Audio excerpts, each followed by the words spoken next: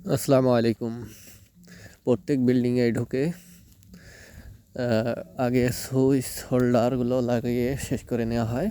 তারপর শেষে আমরা সার্কিট ব্রেকারটা সাজিয়ে নিই। কী অবস্থায় থাকে এলোমেলো দেখালাম। আর খুব সময় নিয়ে আসলে কাজগুলো করতে হয়।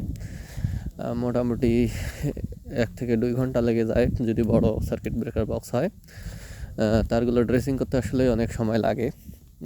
সার্কিট ব্রেকার বক্সগুলো যদি ভালো হয়, ভালো দামি হয়, সুবিধা হয় অনেক ভালোই। আর যদি নর্মাল মানের হয় তো একটু কষ্ট পোহাতে হয়, নাহলে সুন্দরভাবে কাজ করা যায়। ড্রেসিং করে মোটামুটি তার ভিউ এরকম দেখতে হয়। এর থেকে আরও সুন্দর হয় যদি অন্যান্য কোম্পানির এগুলো বড় বড় যে সার্কিট ব্রেকার বক্সগুলো আছে, এইচডিবি বক্সগুলো, সেগুলো এর থেকেও সুন্দর হয়। আপনারা যারা কাজ করেন অবশ্যই সুন্দর করে সার্কিট ব্রেকার বক্সগুলো সাজানোর চেষ্টা করবেন। এতে ঝুঁকি অনেক কমে, এলোমেলো থাকে না। অন্যান্য মিস্ত্রি এসেও সহজেই বুঝবে যে আসলে কোনটা তার কোথাকার।